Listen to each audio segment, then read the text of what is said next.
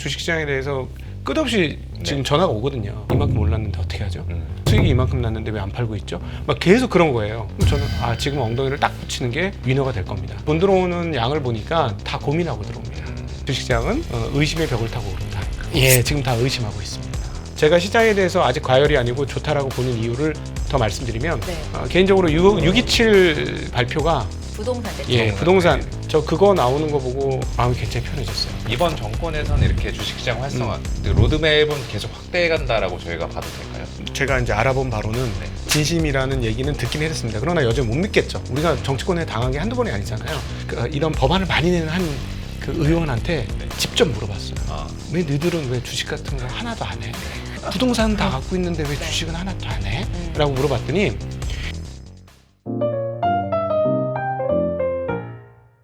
딱 필요한 시기에 또 오셨습니다. 안 그래도 지금 말씀하신 바로 그 부분 네. 많은 사람들이 자 이제 3,100까지 올라왔어. 팔아야 되는 거 아니야. 근데 저도 이제 계속 그 과열 신호가 있을까를 계속해서 체크하거든요. 근데 오늘도 외국인도 아직도 안 샀고 외국인들이 오늘도 좀 팔았죠. 외국인들이 막 들어온 것도 아니고 수급도 헷갈리고 막 그러니까 그래서 이제 아주 웃기는 그 과열 신호를 한번 생각해봤어요. 안 그래도 여기 들어오기 전에 이제 분장실에 잠깐 들어갔다 왔는데 분장하시는 분이 뭐 길거리 걸어다니면 아는 체 하시는 분들이 꽤 되겠어요. 막 이러시는 거예요. 그래서 좀 당황스러웠어요. 그런 거 없었는데 한 건도 없거든요. 근데 제가 만약에 장이 상상을 돌려서 5,000포인트를 가게 된다. 그럼 저 길거리에서 아는 체 하는 사람들 굉장히 많을 것 같거든요. 그렇죠. 여기 예전에 연합 나왔던 거 다시 한번 이제 그 회자가 되면서 그 인기 급등 영상 올라오면서 이제 조회수 폭발 한 번 더 하고. 5,000쯤 되면 이미 그때는 증권에 있는 사람이 무슨 연예인 취급을 받는 시대가 분명히 올 거예요. 우리가 왜냐하면 그 비슷하게 맛을 봤던 게 그 2021년 초반. 그렇죠. 초반 동학개미원도 한참 할 때라. 그때 좀 그랬었거든요. 그때 막 길거리 가다 막 인사하시는 분이 가끔 있고 그래서 깜짝깜짝 놀래죠.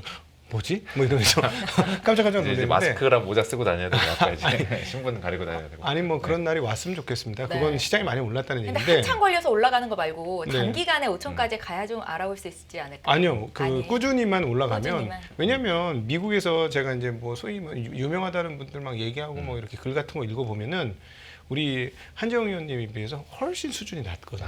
또 감사합니다. 뭐 그러니까 아니 이 정도를 가지고 지금 이 사람들이 대단한 사람이라고 글을 남겼어? 그러니까 그리고 가끔씩 보면 항상 우상향하는 시장에서 위너가 된 친구들의 얘기예요. 그렇죠. 우리처럼 정말 잘못하다가는 바로 벼랑이 있는 마치 오징어 게임 할 때 대한민국에서 하는 사람들과 또 다르죠. 그렇죠. 오징어 게임 유리 그 다리 건너는 것 같은 느낌이 드는 이런 시장에 있던 사람하고 천지 차이인데 지금 그러면 한국 시장에서 과열 신호가 있느냐? 전 아니라고 봅니다. 일단 과열이라고 하면 사람들 몰려들어야 되잖아요.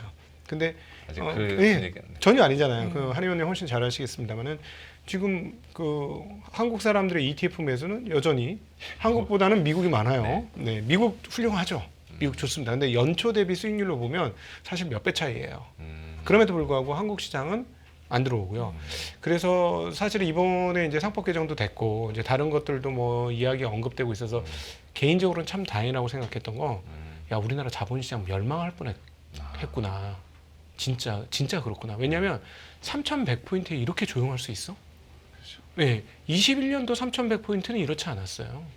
그때는 진짜 거의 모두가 다 흥분과 도취에 돼 있었죠. 그렇죠. 부글부글 했거든요. 물론 이제 1,400 바닥에서부터 쫙 2배를 올렸으니 얼마나 흥분이 되겠어요. 근데 이번에도 저점에서 따져보면 2,400에서부터 올린 겁니다. 그러니까는 한 7,800포인트가 바닥에서부터 올라온 건데 아주 저점에서 따져보면.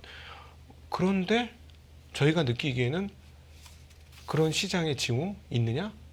없는 것 같습니다. 물론 이제 자금이 조금씩 들어오는 건 있어요.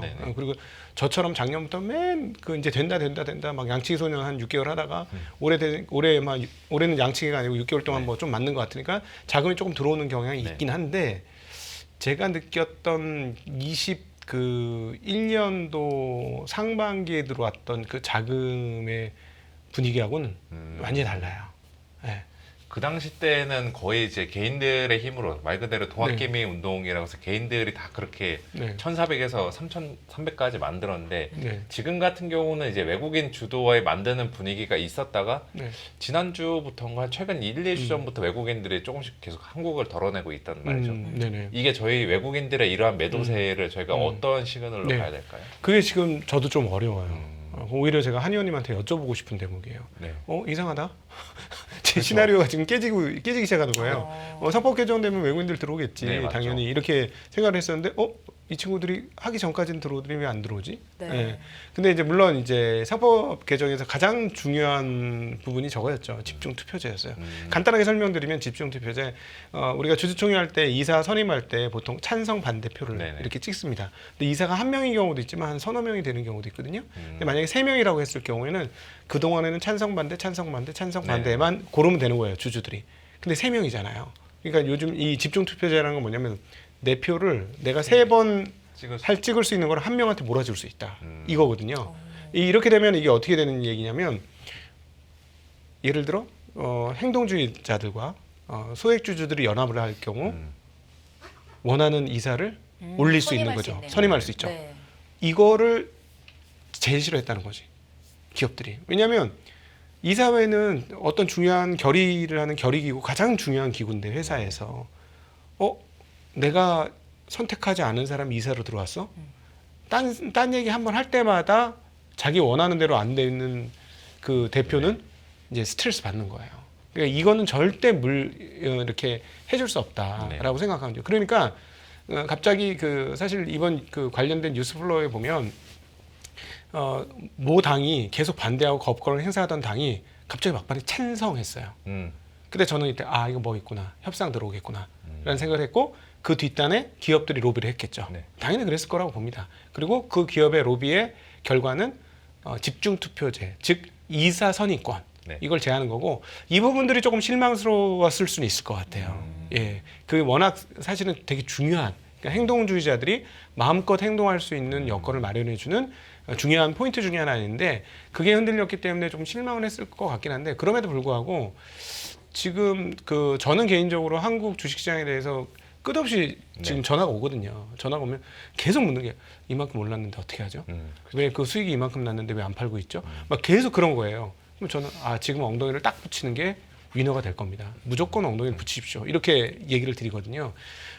그래서 일단 외국인들은 그 실망한 매물이 좀 나갈 수는 있을 것 같긴 하고, 그럼에도 불구하고 저는 분명히 이건 중장기적으로 다시 들어올 것이다 라고 보고, 제가 시장에 대해서 아직 과열이 아니고 좋다라고 보는 이유를 더 말씀드리면, 네. 개인적으로 627 그 발표가 부동산 대책. 예, 부동산 정확하게는 부채 대책입니다. 네. 부동산 대책 아니고요. 부채 대책이거든요. 저 그거 나오는 거 보고 마음이 굉장히 편해졌어요. 올해는 좀 편하게 가도 된다. 쉽게 팔지 않아도 된다. 물려도 기회를 많이 줄 거다. 강세장은 뭐냐면요. 물려도 때가 되면 올라와요. 그 주식이 좀 나빠도 올라오는 시장이 강세장이에요. 근데 약세장은 좋은 주식도 떨어지는 게 약세장이거든요. 예, 근데 그래서 627 그 발표를 보고 저는 항상 부동산을 수많은 문재인 대통령 때도 그렇고 박근혜 대통령 때도 그렇고 수많은 부동산 제재를 많이 했잖아요.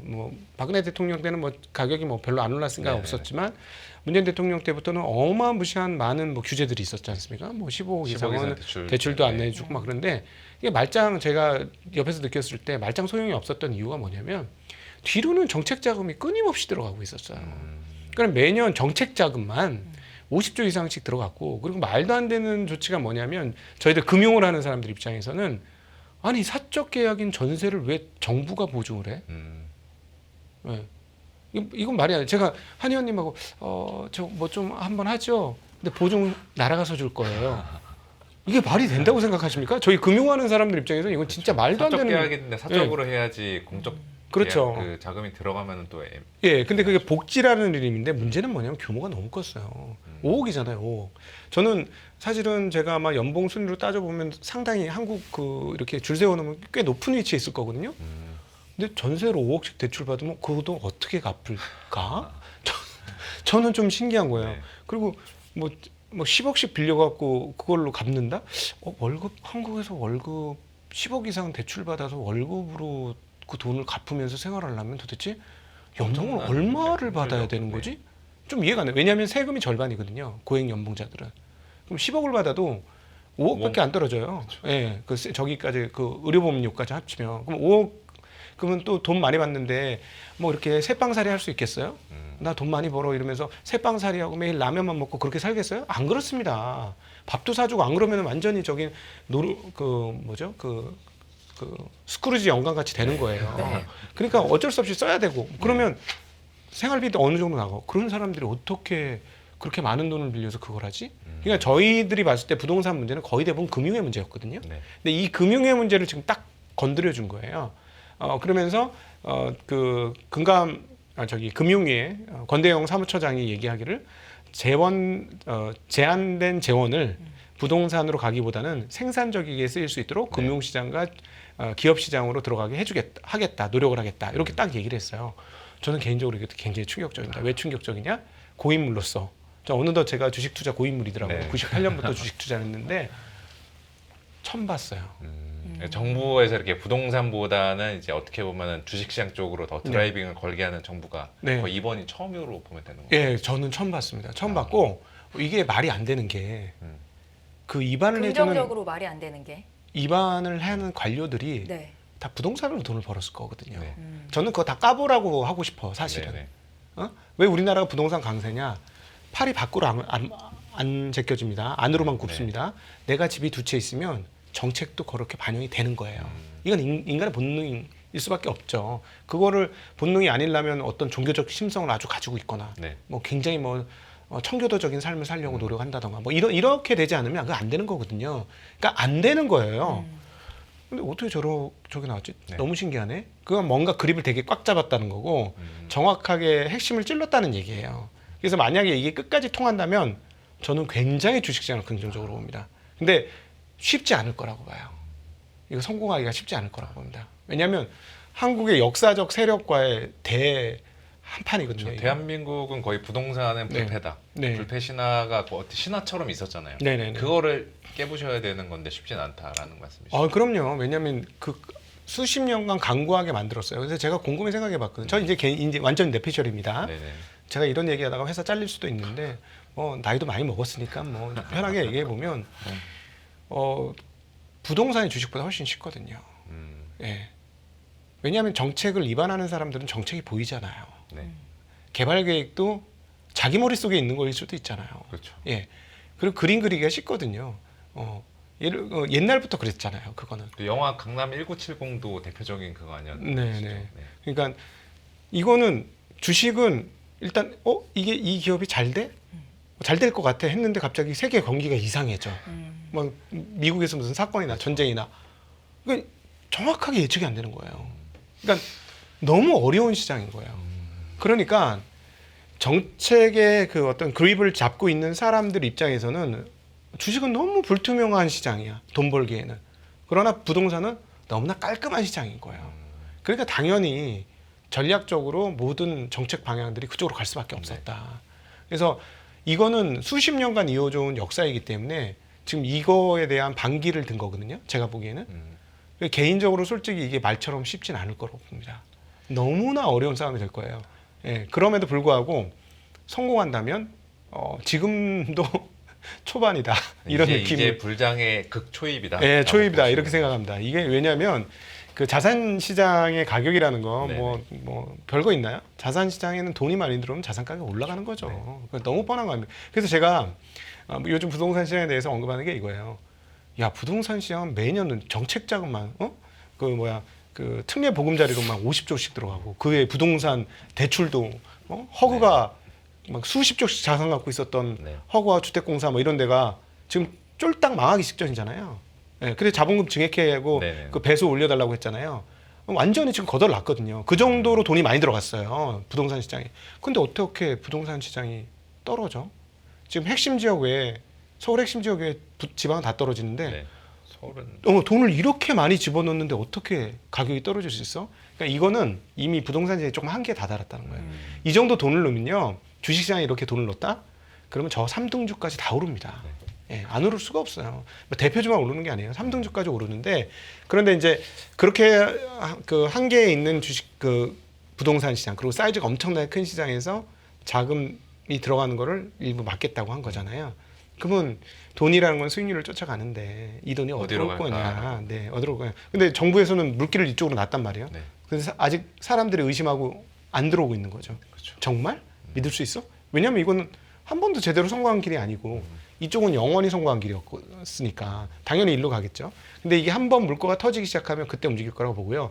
근데 그 보통 우리 한 의원님도 잘 아시겠습니다만 유동성 대책이라는 건 효과가 나는 데는 한 6개월은 걸리지 않습니까? 시간은 좀 걸리죠. 예, 그렇죠. 그래서 저는 본격적인 유동성 랠리는 올해 하반기 뒷자락에부터 시작하지 않겠느냐라고 개인적으로는 그렇게 생각을 하고 있어서 좀 투자하시는 분들이 오 많이 올랐어 막 이러고 하시는데 일단 뭐 편하게 말씀드리면 길거리에서 저를 알아보는 사람이 아무도 없다. 예. 아직은 과열 신호가 아니다. 네, 뭐 그렇다고 제가 대단한 사람은 아니고 알아는 네. 보지만 네. 아직까지 이렇게 아는 척을 하기가 조금 약간 쑥스러운 그냥 거예요. 내적 아니, 친밀감만 가지고 있는 정도. 아니요, 그 장이 뜨거워지면 3등주도 뜨는 거예요. 네. 저 같은 3등 저기 이런 패널들도 아니 거의 사람들이 대장주시죠. 알아보는 거예요. 거의 이번 장의 그렇죠, 대장주시. 그렇죠. 그건 아닌데 하여튼 그런데 그런 김이 전혀 없고 그다음 돈 들어오는 양을 보니까 다 고민하고 들어옵니다. 아직도 의혹하고 있어요. 네. 그래서 이 여기에 격언이 필요한 게 이건 것 같아요. 주식시장은 의심의 벽을 타고 오른다. 지금 딱 그거. 예, 지금 다 의심하고 있습니다. 예. 그리고 약간 근원적인 질문일 수 있는데 왜 이번 정권에서는 부동산 어떻게 보면 편한 길로 갈 수 있는 부동산보다 딱 봐도 어려운 길로 갈 수 있는 주식시장 쪽을 택한 것일까요? 그러니까. 네. 저 정치평론가 아니라서 예. 여기에 대한 적당한 대답을 할 수 없고 네. 근데 그냥 이렇게 세속적으로 말씀드리면 표가 여기 엄청 많잖아요. 그걸 깨달았지 않습니까? 동학개미 운동 이후에 딱 늘어난. 예, 그거를 알았습니다. 그리고 사실은 이게 되게 재미난 게 지난번에도 한번 말씀드렸지만 검사가 밝혀낸 사실이거든요. 이 네네. 상법 개정이 중요하다는 거는. 아. 상법 개정이 중요하다는 건 검사가 아니었으면 몰랐어요. 왜냐하면 검사들이 자기네가 검사 그렇죠. 측에서 피고를 잡고 공격을 했는데 자기네가 졌잖아요. 네. 그러면서 자기네가 그 얘기했던 게 뭐냐면 이사들이 당연히 주주한테도 충실을 해야지. 회사 충실하는데 주주한테 충실해야지. 해고 냈더니 그거 졌단 말이에요. 그러니까 이걸 바꿔야 되겠다 하고 검사들이 이걸 깨달은 거죠. 그 대표적인 게 지난번 금감위원장 네네. 아니겠습니까? 그러니까 그게 이제 발굴이 되어서 발굴은 사실은 검사분들이 발굴을 한 네. 거예요. 제가 보기에는. 근데 이거를 현 정부에서 아젠다로 잡아먹은 거죠. 네. 그러니까 오히려 이 과정에서 우리 주식 투자자들은 조금 운이 좋았던 것 같아요. 검사들이 이것을 들춰내지 않았으면 아젠다가 안 됐을 수도 있어요. 그리고 정치권에서 네. 아젠다가 안 됐다는. 왜 그러냐면 왜 이렇게 말씀드리냐면 정말 죄송한 얘기지만 민주당 그 국회의원들 중에 주식 투자하는 분이 거의 없어요. 몰라요. 이거 벽이 쳐진 세상이야. 딴 세상이거든요. 그래서 저는 그래서 감히 말씀드리면 기재부하고 그다음에 국회의원들하고 들은 한 월급의 한 5% 정도만 주식으로 ETF 좀 사주자. 그러면 우리 5천원은커녕 6천도 간다. 뭐 이런 얘기하거든요. 왜냐하면 그 사람이라는 게 어쩔 수 없이 자기가 보유하는 순간 관심 가지게 되는 거예요. 그렇죠. 공부하게 원래 되죠. 그 애널리스트 분들은 좀 다르겠습니다만 저희 같은 이런 그냥 일반 이런 투자자들은 그 주식을 정말로 공부하고 싶으면 좀 사야 돼요. 물리건 말건 네, 상관없이. 좀 사야 됩니다. 샘플로 사면 그때부터 이제 조금 공부를 하게 되고 조금 많이 사면 네. 열심히 공부하게 되거든요. 이 사람들 어쩔 수 없는 이게 네. 심리예요. 맞습니다. 예, 소유 그래서 효과라는 게 있으니까. 그렇습니다, 맞습니다. 그러니까 저는 개인적으로는 이게 좀 세비 중에 일부를 그렇게 좀 해주면 좋겠다. 다른 공무원들은 뭐 월급도 많이 못 받으니까 그렇게까지 할 건 없고 핵심 부서인 기재부와 그리고 국회의원분들이 그렇게 했으면 참 좋겠다. 그러면 진짜 우리나라 그 방법을 찾아낼 것이다. 근데 어쨌든 이번에는 이게 그분들이 보유하고 있어서 그런 게 아니라 이게 중요한 포가 되는구나라는 걸 알았고요.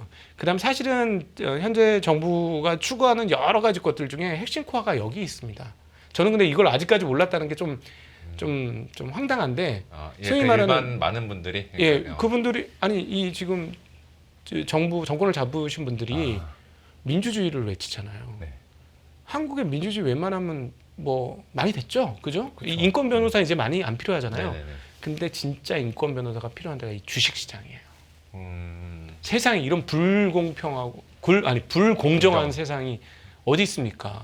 그러니까 사실은 여기에 관심을 갖는 게 자기네들의 당연히 가져야 될 그 어젠다였고 의무였는데 거기에 이제 좀 눈을 뜬 것 같다라는 거는 좀 그나마 좀 다행인 대목이다라고 생각을 합니다. 그래서 네. 그걸 느끼는 게 상법 개정안 통과한 다음에 그 약간 정책적으로 공백의 시기가 있을 것 같았는데 오늘 뭐 어제 오늘 뉴스 나온 거 보면은 자사주 네. 소각 의무화 이것도 네네. 지금 뭐 법안을 벌써 발의했다라고 네네네. 하고 이런 네. 식의 드라이빙을 걸고 있는데 네. 이번 정권에서는 이렇게 주식시장 활성화 어떻게 로드맵은 계속 확대해 간다라고 저희가 봐도 될까요? 네, 지금 제가 이제 알아본 바로는 네. 진심이라는 얘기는 듣긴 했습니다. 그러나 여전히 못 믿겠죠. 우리가 정치권에 당한 게 한두 번이 아니잖아요. 그러니까 많은 사람들이 못 믿는 거예요. 사실은 이런 정도 안이 나왔으면 벌써 부글부글 끓어야 되거든요. 근데 저 굉장히 분위기가 되게 냉소적이네. 뭐 이런 느낌이 들 정도고요. 사실은 근데 이게 미국에서 이미 검증된 거잖아요. 예. 주식시장을 어떻게 핸들링하느냐에 따라서 정치권이 움직이는 거. 좀 트럼프도 솔직히 앞 코너에서 채권 시장은 중요하지만 네. 주식시장은 신경 안 쓴다고 했지만 무슨 말도 안 되는 저희가 현장에 있을 때는요 주식시장 무너져 보세요 관세 싹 들어갈 거예요 속으로. 예. 물론 그때는 이제 채권 시장이 너무 위험하게 됐고 네, 그렇죠. 그다음 주식 시장도 앞서 말씀하셨듯이 환도 깨졌고 주식도 깨졌고 트리플 약세가 되니까 완전 세라메카 네. 되니까 굉장히 급하게 관세 유예가 되었습니다만 지금 막 저렇게 막 큰 소리 치다가도 주식시장 한 15% 빠져보세요. 제가 보기엔 저렇게 큰 소리 못 칩니다. 그러니까 미국의 시는 주식시장이에요. 이미 정치권이 거기에 딱 그 매여 있는 거지 그들이 핸들링할 수 있는 그런 정도 수준 아닙니다. 그리고 제가 보기엔 절대 그런 상황 아니다. 예.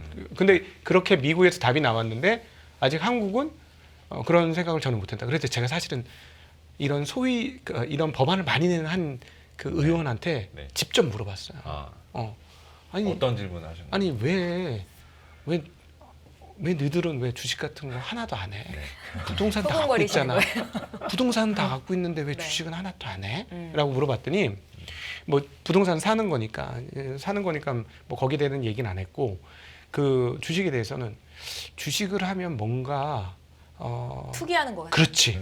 그러니까는 그 뭔가 이렇게 법을 세워야 되고 뭐 어떤 공정성이 담보돼야 되는 직업을 가진 자기들이 네. 네. 뭔가 투기적 세력으로 비칠까봐 뭐 그렇죠. 중성주 잘못 샀다가는 그럴 수도 있겠죠. 예, 거기에 대한 어떤 굉장한 부담감이 있다라는 거죠. 그렇게 얘기하면서 그 절대 못 하고 있다 이런 얘기를 하더라고요. 그래서 제가 ETF 얘기한 거예요. 개별 주식은 안 되면 국회의원들은 ETF를 좀 하게 하자. 예. 근데 되게 현실적인 접근 방법 같아요, 진짜. ETF를 일부 의무적으로 보유하게 하면은 네. 이거는 신경 안 쓸래 안 쓸 수가 없는 자기의 계좌랑도 연관이 되어 있어요. 그럼요. 나라 경제하고 연동하는 네. 거니까. 네. 각도기님 오늘 코스피 지수가 연중 최고점에서 거래를 마쳤는데 네. 외국인 투자자가 아니라 개인 투자자들의 네, 힘으로 맞습니다. 여기까지 왔거든요. 네. 그럼 앞으로는 그러니까 각도기님은 외국인들은 아직 진입도 안 했다라고 네네. 보시잖아요. 그럼 그렇죠. 앞으로는 더 기대할 만한 사항들이 그렇죠. 있는 이 거죠? 상법 개정이 제대로 진행이 되면 당연히 뭐 그렇게 되는 게 맞을 것 같고요. 네. 근데 일단 그 세부 내용으로 조금 들어가서 시장 분위기를 좀 봐야 되는데 네. 많은 분들이 지금 계속 제가 말씀드렸던 업종이잖아요. 그 증권, 지주. 그다음 뭐 저PBR, 네. 그다음에 이제 자사주 보유 많은 네. 뭐 이런 기업들이잖아요. 근데 얘네들은 왜 이렇게 많이 올라라는 건데 밸류에이션 해보시면 아는데 아직도 이 대비 대여섯 배밖에 안 됩니다. 싼 편이죠. 네, 아직도 싼 편이에요. 두 배가 올랐는데 그동안에 얼마나 쌌으면 이제 뭐 6배, 7배예요. 그러니까 굉장히 저렴한 거죠. 그러니까 공간이 많은 거고 세게 올라왔는데도 쉽게 죽지 않는 거예요. 그리고 조정이 잠깐밖에 없고 이런 분위기인 것 같고요. 그 외국인들은 상법 개정에 대한 확신이 있으면 저는 개인적으로 좀 들어올 것 같습니다. 근데 24년만큼 왜 안 들어올까라고 고민을 해봤는데 24년은 학습 효과 때문에 그런 것 같아요. 일본이 4배 오르는 과정을 지켜봤지 그렇죠. 않습니까? 그거 예. 놓친 외국인들도 많았다라고 들었었는데. 그거죠. 그걸 놓친 외국인들이 경제 구조가 똑같은 한국에서도 밸류업을 한다네. 네. 그럼 여기서 놓치지 말아야 되겠다. 우르르 들어왔다가 아닌가벼? 이렇게 된 거잖아요. 실망한 감도 있었죠. 상반기 때 잠깐 반짝했다가. 배신이죠. 아, 정확히 실망이 아니라 배신입니다. 왜냐하면 밸류업은 기업 자율로. 그러니까 일본 같은 경우는 도쿄 거래소가 아예 PBR 1배 퇴출이에요. 네, 맞죠. ROE 올려야 돼요. 막 거의 강제적으로 막 얘기했잖아요. 근데 여기는 자율로. 그러니까 얼마나 황당했겠어요. 이놈들한테 또 당했네. 이러면서 이제 그냥 여긴 도저히 믿을 수 없는 시장 이러고 떠나간 것 같고요. 그러나 아직도 여전히 한국에 대한 신뢰는 없는 것 같습니다. 그래서 아까 모두에 잠깐 말씀드렸던 게 야 우리나라 잘못하면 자본시장 멸망할 뻔했구나. 그런 게 작년도에 미국을 비롯한 외국에 투자한 한국 자금이 한 140조가 넘잖아요. 네. 그러니까 한국은 그 사람들이 하나도 투자 안 했거든요. 그러면 한 해에 140조가 외국으로 빠져나가면 이 시장은 그냥 비어버렸다는 얘기죠. 네. 그러니까 그만큼 신뢰를 잃은 거예요. 그래서 지금 와 더 이상 늦었으면 어쩔 뻔했나. 그러니까 자꾸 대주주 몇몇 분들이 성실하게 일하시는 대주주 말고 자기 거 챙기려고 하는 대주주 분들이 이렇게 하면 외국 그 사냥꾼들한테 사냥 당하고 기업 뺏기고 네네네. 막 그런 얘기 막 하잖아요. 아니 당신들 기업 뺏기는 게 문제가 아니고 나라 금융시장 전체가 망하게 생겼어 당신들 때문에. 네. 예. 이거 고치지 않으면 안 되는데 다행히 그나마 지금인 거고 지금 우리 말씀하신 것처럼 왜 아직도 아니냐 아직도 신뢰를 못 찾은 것 같아요. 예, 신뢰가 없어 한국 시장에 대해서 그 점이 되게 안타깝고 답답합니다. 그러니까 그럼 여기서 신뢰를 외국인들에게 신뢰를 주려면은 뭐 어떤 재료가 더 필요할까요? 사실은 상법 개정의 완성이죠. 상법 개정 집중적으로 아니죠. 상법 개정의 완성은 법보단 판결이죠. 아, 법의 적용. 법에 적용이 돼야 되니까 그 판례가 남아야 되죠. 그러니까 추후에 뭐 기업이랑 뭐 주주들이랑 분쟁이 붙었을 때 그렇죠. 법원에서 과연 진짜 주주를 위해서 판결을 내려준 그렇죠. 소액 주주 손을 들어줘야 됩니다.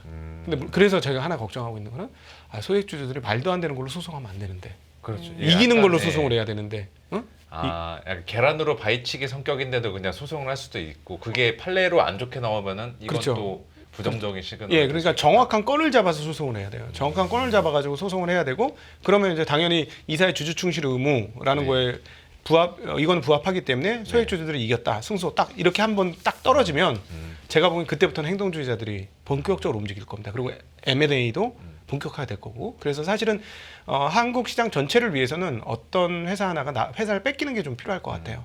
제 생각에는 적대적 M&A가 성공해야 합니다. 네. 혹시 그러면 이거는 어떻게 보세요? 모 바이오 회사가 인적 분할을 철회한 것도 약간의 비슷한 맞죠? 성격도 있지 않나 해서요. 당연하죠. 이거 그러니까 사실 아니다 해도 지난 몇 년간 배당률 올라온 거, 네. 실제 배당금 늘어난 거, 그리고 그 다음에 뭐 작년에는 금감원이 제어를 해서 두산이 정말 말도 안 되는 짓을 할 뻔했지 않습니까? 네네네. 말도 안 되는 그 정말 달강도 짓을 할 뻔했었는데 그거 철회했죠. 근데 이번 거는 사실 금감원이 아무 말도 안 했는데 네네. 철회했잖아요. 이거는 이제 주주들의 힘이 세진 거고, 이거는 나중에 이게 상법 개정됐으니까 이거 소송할 수 있거든요. 네, 그렇잖아요. 소액주주 입장에서 남는 게 너무 뻔하잖아요. 대주주의 지분율 확대를 위한 거 아니겠어요? 지배력 강화를 위해서 너무 뻔한 건데 이제 그거는 이미 눈치를 보기 시작했다. 예, 그거는 기업들도 주주 눈치를 보기 시작했다. 예, 그거는 굉장히 중요한 사건입니다. 이제부터 터널링하는 거는 정확하게 잡아낼 수 있어요. 예, 터널링이 뭔지 잠깐 설명을 드리면 뭐냐면은 땅굴 파서 자기 재산 뒤로 빼돌리는 거거든요. 네. 예, 그러니까 즉 쉽게 얘기하면 자회사 말도 안 되는 거 하나 세워갖고 자식을 세워 대주주로 현금으로 증여해주고 그걸로 회사 세워. 그리고 자기네 회사의 핵심 뭐 예를 들어 핵심 공정 마진 많이 나오는 거 거기다 밀어줘. 예, 그럼 거기는 이익이 빵빵 나가지고 뭐 주가 회사가 올라겠죠. 자기는 근데 되게 마진율 3% 4% 되는 것만 영위해. 매출은 엄청나. 그러면 수익 가치로 나중에 합병하면 어떻게 됩니까? 예를 들어 50억 증여해줘가지고 50억 자본금으로 이걸 쭉 키워갖고 예를 들어 매출 뭐 한 2천억에 마진율 한 20% 나와. 그럼 여기 마진율 3% 나와. 대등합병 되는 거잖아요. 이거가 터널링인데 이거는 한국에서 너무나 버젓이 다반사로 정말 이게 강도의 나라지 이게 어떻게 그렇지 않습니까? 그러니까 저는 이 자본시장은 진짜 말도 안 되는 세상이었어요. 그러니까 저도 몰랐는데 뭐 여기서도 많이 말씀드렸지만 등에 막 몇 개 칼이 꼽히고 그러니까 요즘 뭐냐면 이 대주주는 지금 무슨 생각을 할까? 이 사람 제가 오죽했으면 대주주 어디 사는지까지 파악하고 있어요. 말이 됩니까? 그러니까 회사 사이즈 대비 좋은 집에 살면 좀 의심스러운 거예요. 아니 내가 뭐 그렇죠. 그럴 수가 있죠. 아니 기업 분석하기도 바쁜데 내가 왜 대주주의 성향까지 지금 이거 물론 중요합니다. 대주주의 성향은 정말 중요해요. 대주주의 어떤 일에 대한 열정, 그다음 청렴성, 그리고 지치지 않음. 그러니까 그 스티브 잡스가 얘기한 것처럼 스테이 헝그리하는 그런 마음 이런 거 너무 중요하긴 해요. 맞는데 근데 제가 하는 조사는 이건 무슨 탐정 뒷조사도 아니고 이건 아니잖아요. 네네. 그 회사의 철학이 뭔지 그런 걸 분석을 해야지 이건 말이 안 되는 거거든요. 그러니까 이런 정도로 나락에 빠졌다는 거예요. 한국 자본시장의 분위기들이. 네네. 근데 이거는 말씀하신 대로 제가 그 회사 저기 파렴치라고 불렀잖아요. 파렴치. 파렴치한 파말이 있었지. 네. 근데 이제 파렴치를 이제 벗어둔 벗어났다. 거죠. 근데 그건 사실은 처음부터 그러지 말았어야지. 음. 그래서 우리가 보기에는 저 회사는 여전히 좀 파렴치하다라는 느낌이 아직 완전히 없어지진 않았죠. 앞으로 주주 환원을 잘하면 파렴치가 벗겨질 겁니다. 오명을 벗을 수 있는 예, 오명을 기회가 벗을 수 생긴다. 있죠. 네. 네. 네.